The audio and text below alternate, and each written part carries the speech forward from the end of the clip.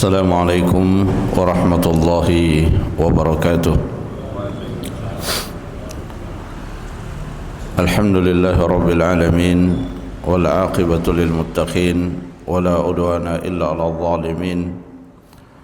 أشهد أن لا إله إلا الله وحده لا شريك له وأشهد أن محمدا عبده ورسوله. اللهم صل على محمد وعلى آله وصحابته ومن سار على نهجه واهتدى بهديه واستنى بسنته إلى يوم القيامة. يا أيها الذين آمنوا اتقوا الله حق تقاته ولا تموتن إلا وأنتم مسلمون. اللهم علمنا بما ينفعنا وانفعنا بما علمتنا وزدنا علما وتوفيقا وألحقنا بالصالحين. أما بعد، Ma'asyiral muslimin, jamaah salat subuh rahimani wa rahimakumullah. Alhamdulillah, pada kesempatan ini kita kembali melanjutkan majelis ilmu kita pada penjelasan kitab Taysirul Karim Ar-Rahman fi Tafsir Kalamil Mannan. Dan alhamdulillah, saat ini kita telah sampai di penghujung surah Al-Qamar dan ayat yang terakhir yang kita jelaskan yaitu ayat yang menceritakan tentang Fir'aun, di mana Allah Subhanahu wa taala telah mengutus kepadanya dan kepada seluruh pengikut-pengikutnya, yaitu dengan diutusnya Nabiullah Musa alaihi salam dan juga Nabiullah Harun alaihi salam.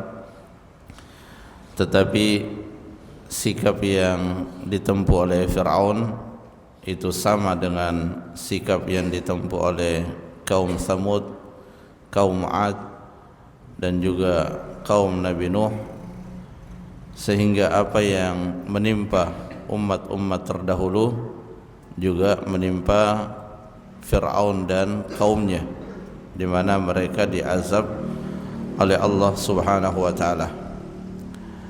Dan kisah ini disebutkan oleh Allah Subhanahu wa taala di dalam Al-Qur'an sebagai peringatan.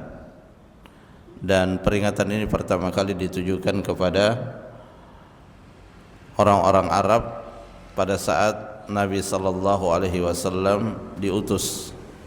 Ya, orang-orang yang mendustakan Nabi sallallahu alaihi wasallam itu diperingati dengan kisah-kisah umat terdahulu, di mana jika mereka orang-orang Arab menempuh sikap yang sama sebagaimana sikap umat-umat terdahulu, maka mereka juga akan ditimpa sebagaimana yang menimpa umat-umat terdahulu.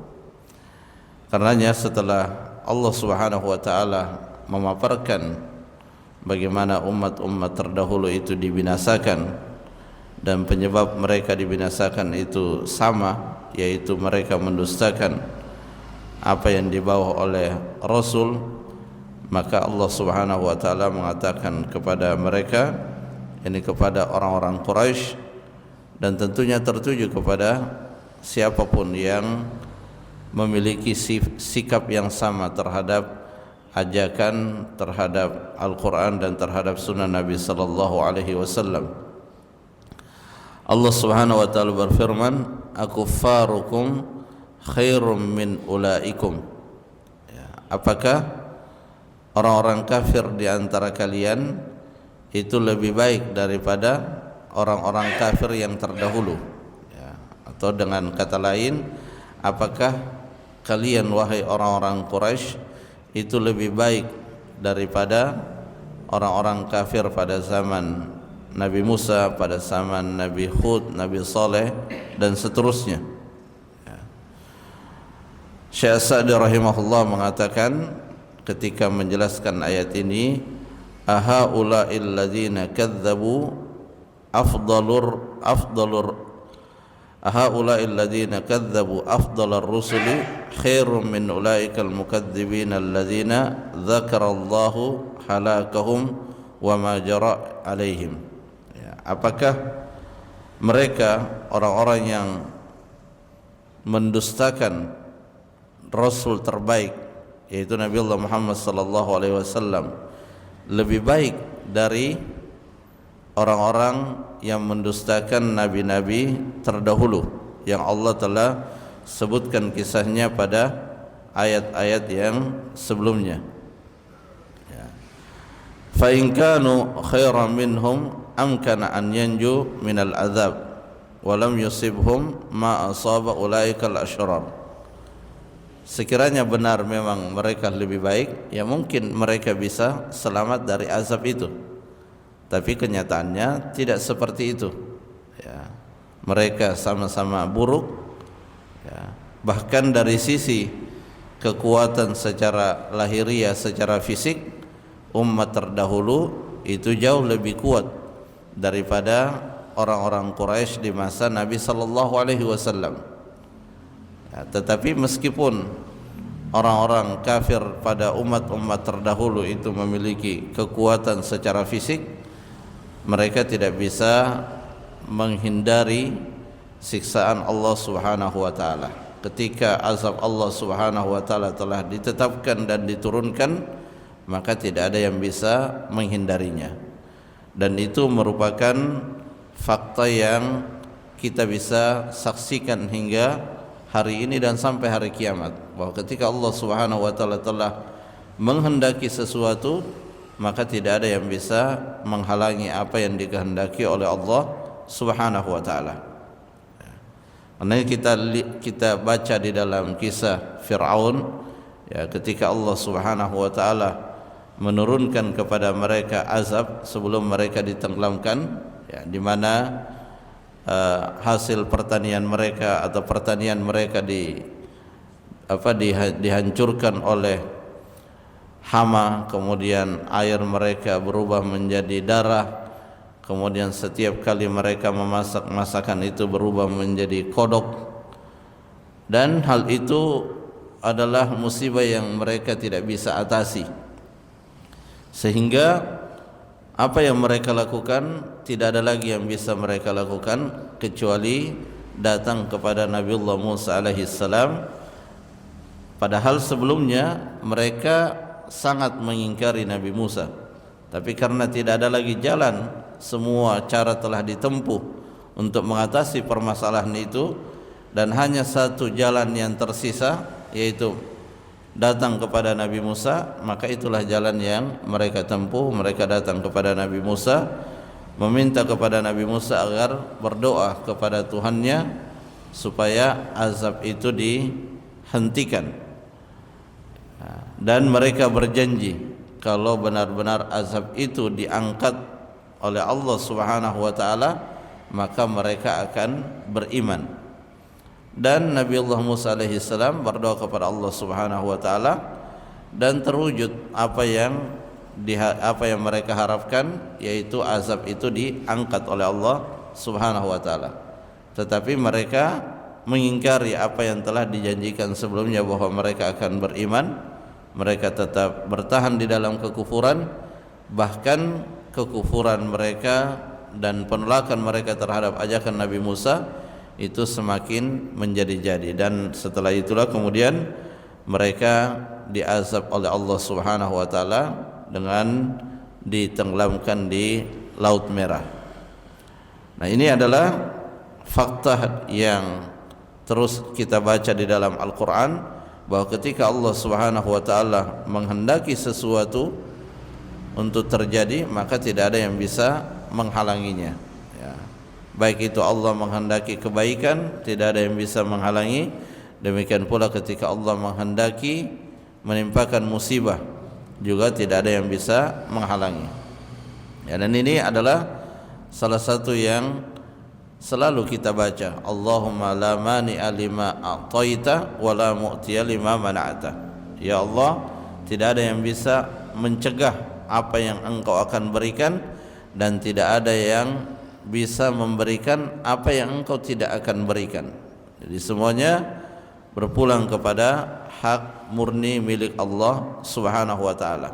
Seorang hamba hanya bisa berusaha, ya, Adapun yang menentukan adalah Allah Subhanahu wa taala. Para nabi-nabi terdahulu mereka sudah berusaha dan semuanya berkeinginan supaya kaumnya itu beriman kepada Allah Subhanahu wa taala. Tetapi Allah tidak memberikan hidayah kepada kaum nabi-nabi terdahulu kecuali hanya sedikit saja. Ya, dan itulah yang Allah Subhanahu wa taala kehendaki berdasarkan hikmah dan kebijaksanaannya. Fa innahum idza lam yakunu syarran minhum falaysu bi khairin minhum. Ya, jadi jelas bahwa dari sisi kekuatan secara fisik itu umat-umat terdahulu jauh lebih baik daripada orang-orang Quraisy. Ya. Tetapi sekali lagi tidak bisa mencegah dari azab dan siksaan Allah Subhanahu wa taala. Sehingga ini menjadi peringatan, ya, peringatan yang sangat keras dari Allah Subhanahu wa taala kepada mereka bahwa apa yang menimpa umat yang lebih kuat itu bisa juga menimpa orang-orang kufar Quraisy pada masa Nabi sallallahu alaihi wasallam.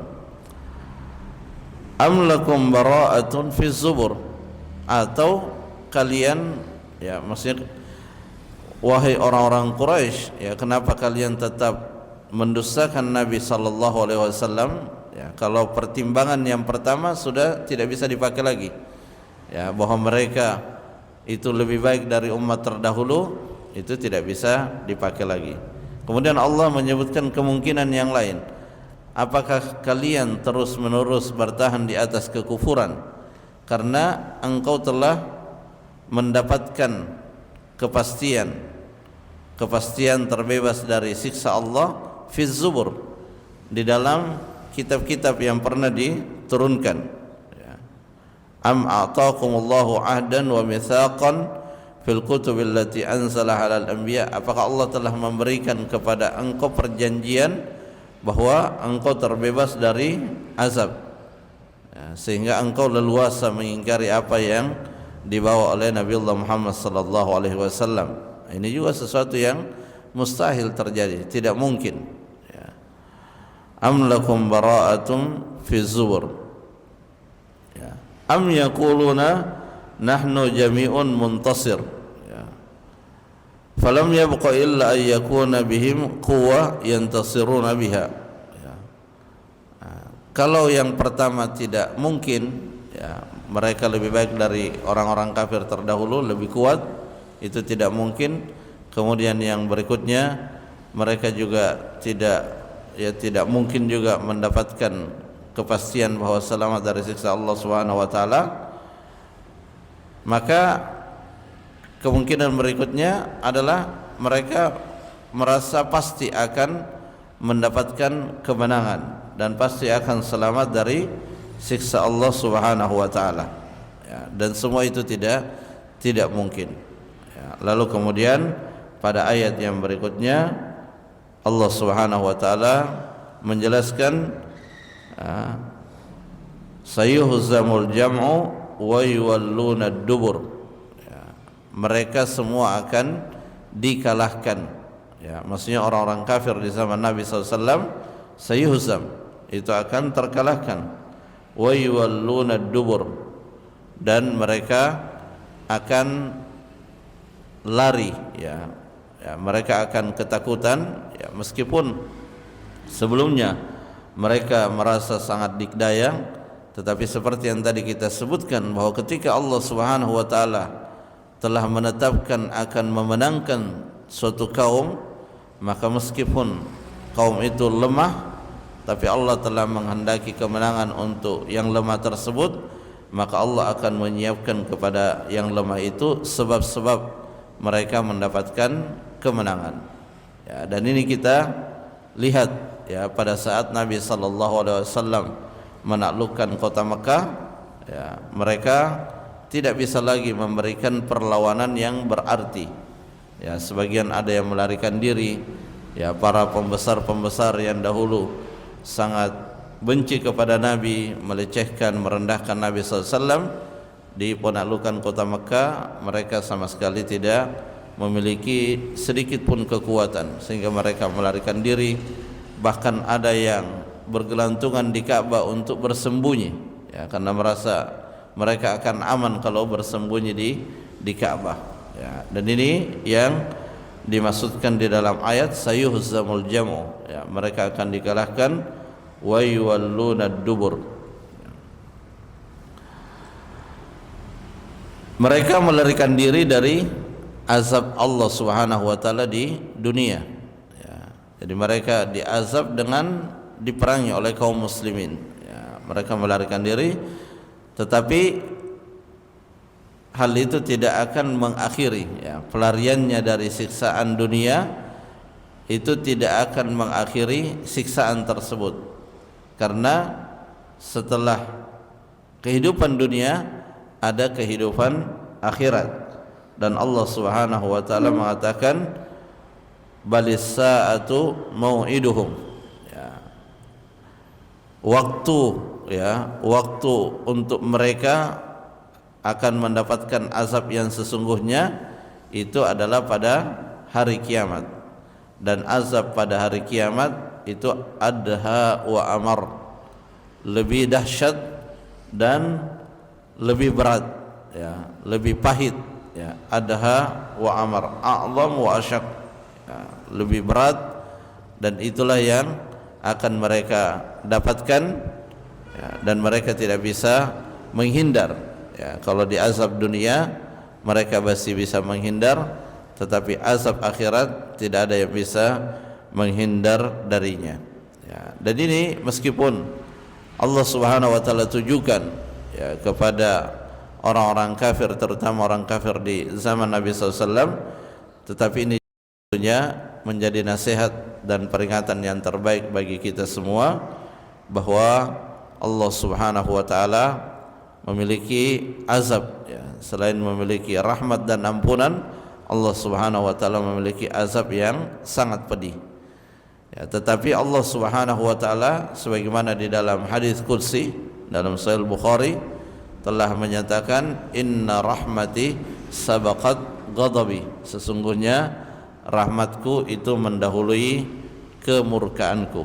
Artinya seorang hamba tidak ada alasan untuk berputus asa dari rahmat Allah Subhanahu wa taala, karena meskipun seseorang itu melakukan dosa yang sangat besar sekalipun, selama dia masih berada di dunia ini, maka pintu ampunan itu masih tetap terbuka untuknya, ya. Kan di dalam surah Az-Zumar Allah Subhanahu wa taala menyampaikan, la taqnatu min rahmatillah innallaha yaghfirudz dzunuba jami'a, janganlah berputus asa dari rahmat Allah, sesungguhnya Allah mengampuni seluruh dosa.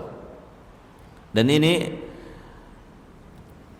sangat baik untuk menjadi bahan renungan bagi kita semua, bahwa orang yang dosanya sangat besar itu dipanggil oleh Allah Subhanahu wa taala untuk meminta ampun, dan Allah memberikan kepada mereka harapan yang besar, bahwa sebesar apapun dosa yang mereka lakukan, maka Allah akan mengampuninya.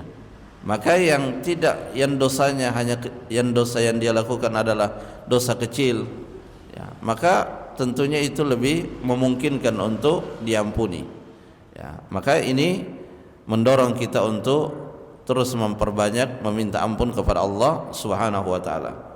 Dan orang yang sangat beruntung di akhirat kelak nanti, sebagaimana dikatakan oleh Nabi SAW, tuba liman wajada fi sahifatihi istighfaran katsira, berbahagialah, beruntunglah orang yang mendapatkan di dalam catatan amalannya istighfar yang sangat banyak. Innal mujrimina fi dhalalin wa su'ur, ya, sungguhnya orang-orang al-mujrimun, ya, orang-orang yang banyak melakukan keburukan-keburukan, ya, dosa-dosa yang sangat besar, baik itu berupa kesyirikan dan yang lainnya, fi dhalalin, ya, mereka berada di dalam kesesatan, ya. Jadi kata-kata sesat, ya, itu ada, ya, ada di dalam Al-Quran dan merupakan salah satu bahagian dari bahasa yang digunakan oleh Al-Quran, ya. Dan itu menunjukkan bahwa manusia ada yang terjatuh di dalam kesesatan, dan agama kita telah memberikan alat ukur yang sangat jelas. Al-Quran telah memberikan alat ukur yang sangat jelas kapan seseorang itu dinilai berada di atas petunjuk dan kapan dinilai berada di atas kesesatan. Di sini disebutkan innal mujrimina fi dhalal, sesungguhnya orang-orang yang melakukan keburukan, fi dhalal, mereka berada di dalam kesesatan. Keburukan seperti apa? Minasyirki wa ghairihi minal ma'asi, berupa kesyirikan dan juga berupa kemaksiatan. Jadi penilaian Allah kepada orang yang melakukan kesyirikan, melakukan kemaksiatan, Allah menilai mereka bahwa mereka itu fi dhalal, berada di dalam kesesatan. Yang bermasalah kalau orang baik dikatakan fi dhalal, itu yang tidak benar.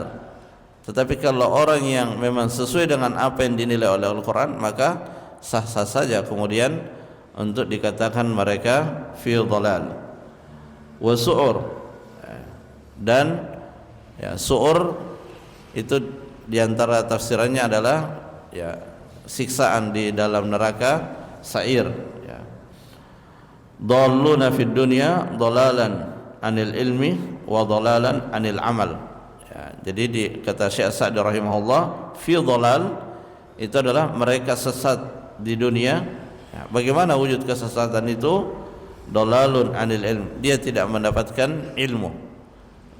Dia tidak mendapat, seperti orang yang melakukan suatu perjalanan ke suatu tempat tapi dia tidak punya ilmunya bagaimana sampai ke tempat itu, maka disebabkan dia tidak punya ilmu, maka dia tersesat sehingga tidak bisa sampai ke tempat tujuannya.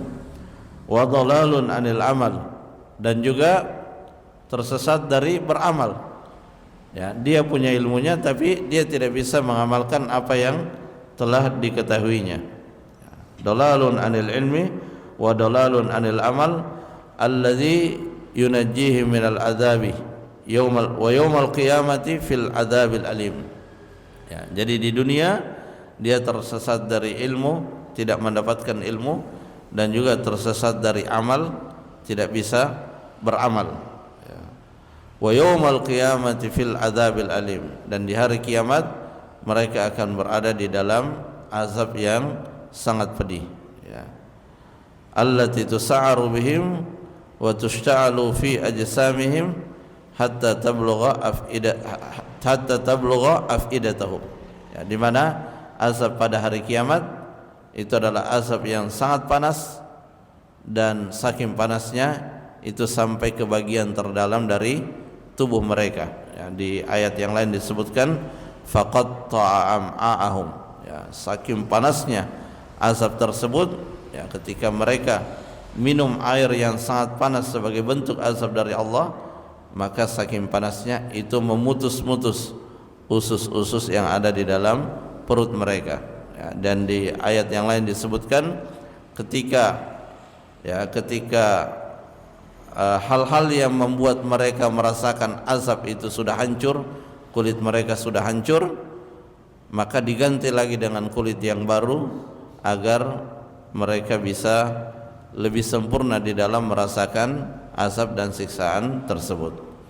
Tentu informasi dan berita seperti ini yang disampaikan di dalam Al-Quran tidak lain agar menumbuhkan di dalam diri kita rasa takut kepada Allah Subhanahu wa taala, sehingga ketika terbisiki keinginan untuk melakukan suatu keburukan, maka semoga kita teringat dengan ancaman-ancaman tersebut sehingga kita tercegah dari melakukan keburukan tersebut. Dan ketika seseorang tergelincir dan terlanjur di dalam melakukan suatu keburukan, semoga juga teringat dengan ancaman-ancaman tersebut sehingga ia kembali kepada Allah, bertaubat dengan taubat yang sungguh-sungguh. Dan insyaallah ketika seseorang merutinkan dirinya mempelajari ayat-ayat Al-Quran, hadis-hadis Nabi sallallahu alaihi wasallam, maka insyaallah ia akan selalu mendapatkan pengingat, peringatan-peringatan ketika dia lupa tapi dia tetap bermajelis ilmu, maka dia akan mendapatkan peringatan-peringatan yang bisa mencegah apa yang terbesik di dalam pikirannya untuk melakukan suatu dosa, dan juga bisa mengatasi ketika dosa itu telah dilakukan dengan cara ia bertobat kepada Allah Subhanahu wa taala. Jemaah rahimakumullah, itu beberapa yang bisa dijelaskan, semoga bermanfaat. Kita akhiri dengan doa kafaratul majlis. Subhanakallahumma rabbana wa bihamdik, asyhadu an la ilaha illa anta, astaghfiruka wa atubu ilaik. Assalamualaikum warahmatullahi wabarakatuh.